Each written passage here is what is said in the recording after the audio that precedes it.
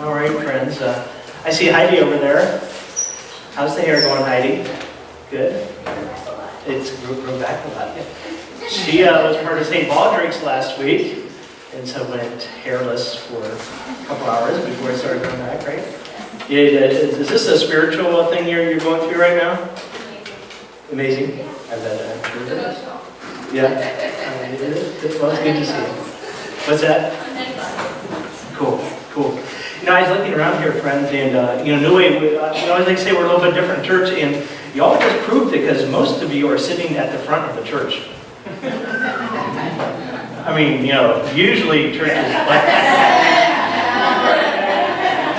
the bathroom's downstairs if you're looking for it. Maybe the Grossmans someday will join us in the front. I'm just saying, I don't know. They have a little cute table back there, the honeymoon stage. All right, it's good for you. Hey, we're going to refresh today, so I hope you enjoyed the series. Last one, Refreshing Life. And as you look at it, if you refresh faith, hope, and love, I hope that all refreshes your life as we look at those pieces. So, because I don't know about you, sometimes life can get a little bit challenging at times. If you were to rate yourself right where you are right now in the season of life you're in, 10 is awesome, and 1 is not digging it at all. Hold up a number on your hands. Where are you at in life? Give me a little feedback here. I see like a 7, 8. Tim's got, I'm not sure what you're holding up there. Is that thumb count? Or it says 6.5, 5, 7, 9, 8. Just a 5, you got a 7. All right, very good. So we find ourselves in all different places, don't we?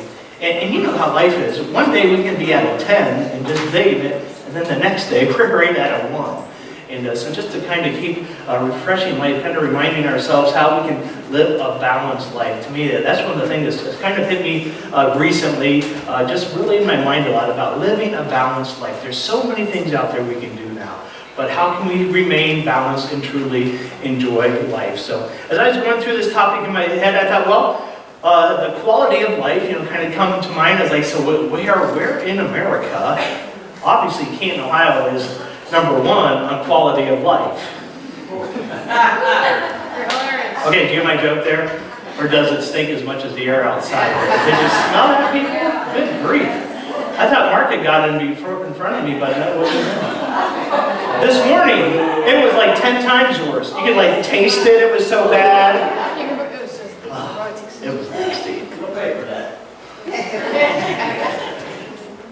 So the top 5 states, found this online. Top 5 states with the best quality of life. Before we get into the top 5, give me your thoughts. Top 5 states in America here where quality of life is the best.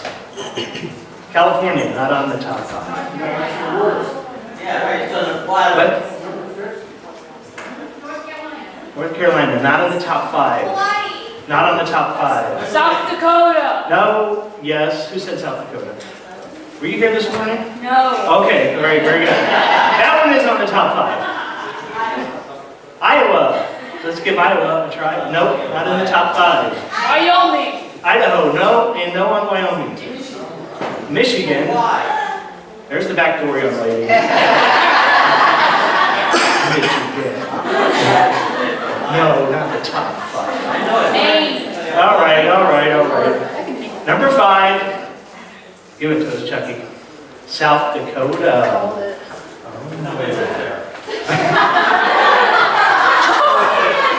People are the problem, Don. Number 4, New Hampshire. It's been a week there 1 month.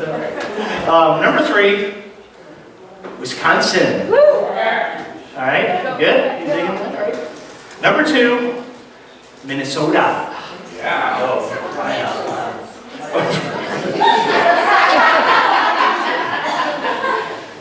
And the number 1 place in America you want to live for the best quality of life is North Dakota.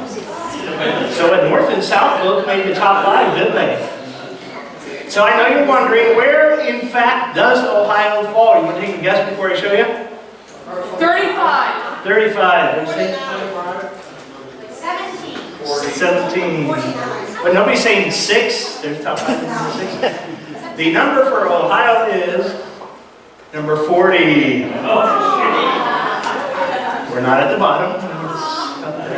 We're just close to it. And somebody mentioned California as a top 5. You had the 5, right? But there's a 0 next to it. Number 50. The worst place. And of course, you want to know where Michigan is. Is it better or worse than Ohio? It's number 29. What? Ooh. Fake news. Fabrications. I don't know where New York is. That's all I got. Mind, body, and soul, people. Mind, body, soul. We got to remain balanced in our life. They're all 3 good things, but if we do too much of one and get the other 2 out of whack, it challenges us a big time in life. So I got some stats here. Just kind of look at where is it that we're spending our time? What are we doing as Americans? So I threw this poll out on Facebook this week. It says, looking at your mind, body, and soul, do you feel like you live a balanced life? Yes or no? So in my little poll here, I got 76% said unbalanced, 24% said they were balanced. So that shows us right there. 3/4 of the people, even in this little one, probably sounds pretty reasonable, doesn't it? Even if it's, what's that? Tells you the whole story. The whole story? That tells you the whole story. Yeah, right? All right, so now these next 2, let me show you this graph here. Now this shows us where and how we're spending our time. And you can find the mind, body, soul all built into this. So here's no kids under 18, here's kids under 18. You'll notice the biggest amount of time is personal care, but they are calling this mostly sleep, right here, which is about the same whether you have kids or not. The next, the biggest one would be, looks like leisure and sports activities. And even then working is in here. So that's no children, and then with children, a little bit more working. Working in TV is about balanced, but if you kind of come up here, look at civic and religious activities. Is this line right there? Here it is, the other one. The other one I thought was, look at this, no children under 18, caring for family is that line right there. You see it? Then over here, if you're caring for family with kids under, you guys can do a lot more there, okay? But I thought that was kind of interesting just to take a snapshot. I mean, we're talking mind, body, soul. So here's body, working, I think I'd put under the mind segment, leisure, sports, body again. So out of these 3 big ones, we're looking at mind and body. Then we look at the soul, and we catch this line right here. You with me, people? Right? So that's with children. And look at this next slide, it's just kind of the overall. If we took the average of everything and everyone. Same deal here, sleep, working, TV, leisure. Then right here is your religious activities area, and some other things in there. The main thing I want us to really think about this evening is, do we need to make any changes? How can we live a balanced life? Because it's going to be just a little bit different for all of us, and how we can live a balanced life with this. So the first thing we want to talk about is the mind, balancing, keeping your mind fresh, keeping your mind safe, I think is a good word to put it. We know that we are just getting hammered in media, in society with so much negativity, aren't we? It is, when you watch the news, I mean, even try to watch the news the first 15 minutes before you get to even a commercial, is nothing positive at all. It's all negative. And our mind is a very great and powerful tool. 2 Timothy 1:7. For God has not given us the spirit of fear, but of power and of love and of a sound mind. Cool, right? Refreshing life. Refreshing, remembering what God has given us in our mind. And look at these things here that we struggle with.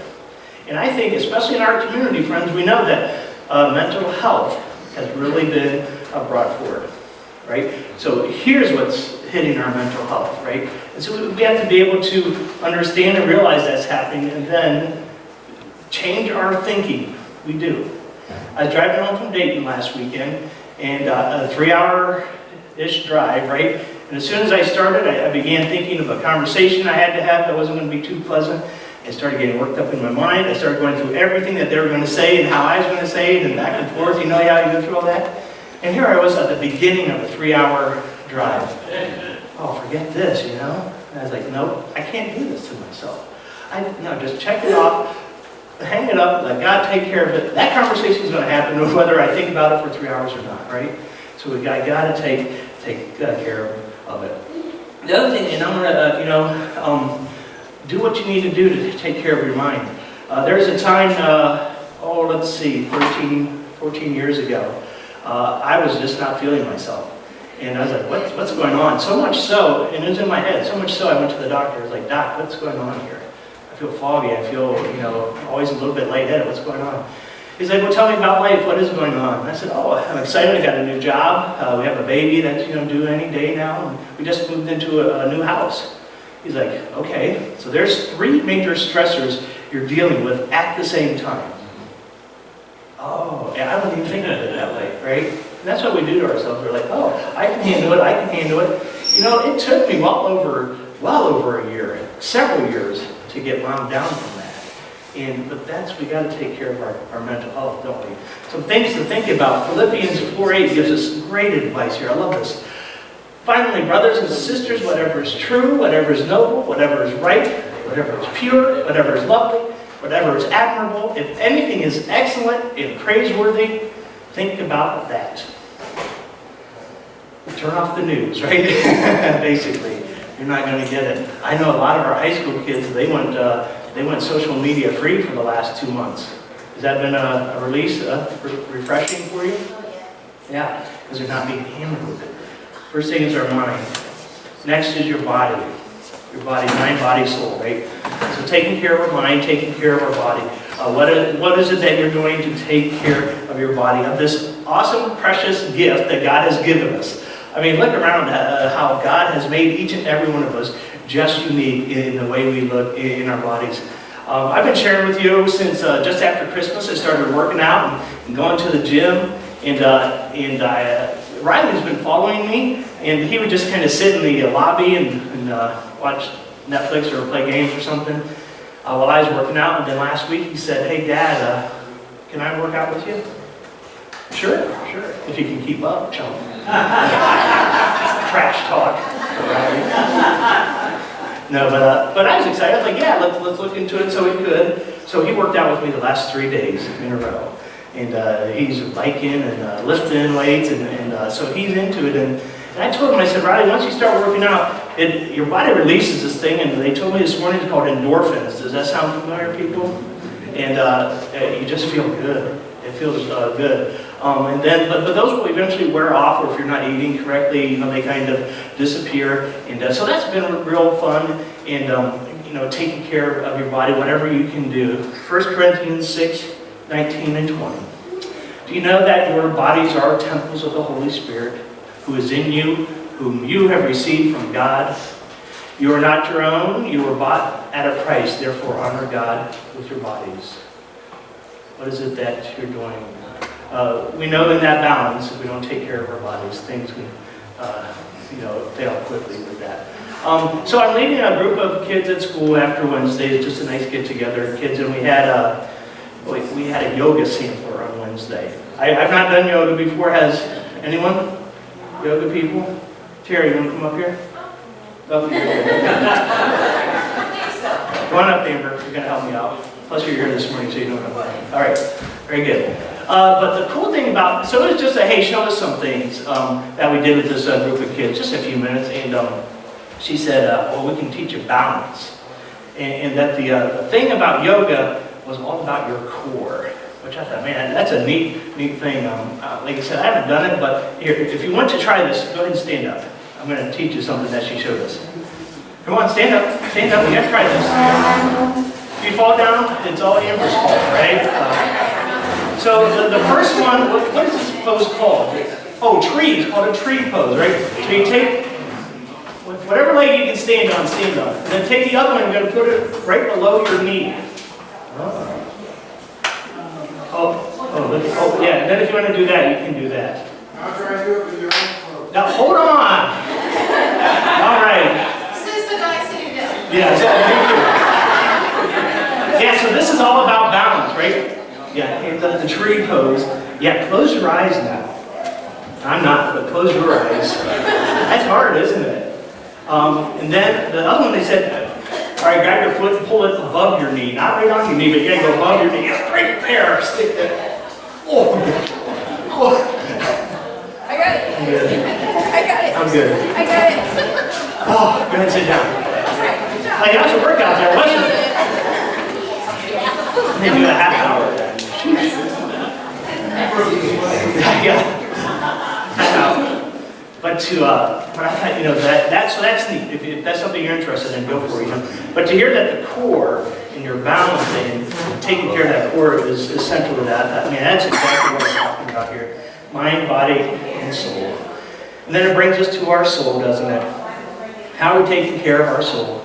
What do we do with that? I know you're here right now for an hour. Awesome. What else are you doing?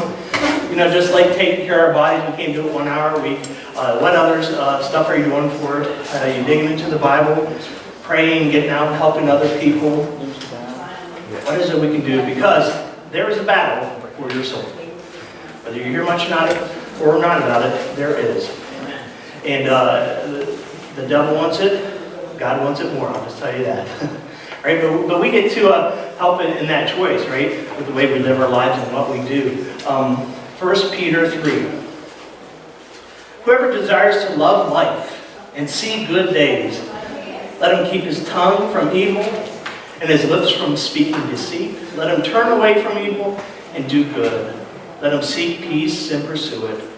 For the eyes of the Lord are on the righteous, and his ears are open to their prayer. But the face of the Lord is against those who do evil. So it even kind of reminds us and tells us what we have to do to keep our soul in good shape, right? To keep our soul in practice. And we don't want to ever lose that battle, right? Psalm 16:11 says, "You make known to me the path of life. You will fill me with joy in your presence, with eternal pleasures at your right hand." Your soul is your most crucial piece about you, friends. You got your mind, your body, and soul. We got to take care of them. Like we saw in those graphs, it's probably the one that we take care of the least, isn't it? Our mind, our body, and then our soul. But let's find a way that you can get that all in balance and truly enjoy life. Faith, hope, love, and life. I have a 3-minute interview here I want you to watch. When I was thinking about mind, body, soul, there's a young man that I've had for several years in school now. He's a senior. He just won his 4th consecutive state wrestling title for the state of Ohio. And he actually won one in 8th grade in Kentucky, so he's won 5 state titles. This kid's a stud. But I also know that he's very well balanced, mind, body, and soul, as I've got to know him. So I sat him down and I asked him if I could have a little chat with him. So let's take a look at what he said here. When I want you to be listening, I'm going to ask you, what did you hear that stuck with what he said? Okay? Thanks, Chuck. Hey, David. All right, friends. I got one of my students with me today, David Carr. He's won 4 Ohio State wrestling championships. He actually won one in 8th grade in Kentucky, so that's 5 state championships. He's involved with junior Olympics, wrestling as well, and he's going to Iowa State on a full ride wrestling scholarship. David, you're a very busy man. You're a student, you're a wrestler. We're talking about living a balanced life. How are you doing it with mind, body, and soul? Well, first, I think school is very important, and I'm not the best student, but I really try to, focus and try my best. As long as I'm trying my best and, I'm trying to keep up to date with my grades, I do pretty good with that. And wrestling it's like a full-time job. I'm always wrestling, I'm always watching film, and it's definitely fun and it's challenging, but I try to keep my goals up all over my house. Yeah, now you have a really neat goal, the way you keep track of your goals. Yeah. Tell us about that. So I'll say I have my goal will be like 4-time state champ, and on that I'll put a Bible verse underneath that will help me stay focused or that will encourage me to get that goal. And so even when I was in Columbus, all over I had Bible verses everywhere, and that just gives me confidence because I know the Lord has my back. And you even mentioned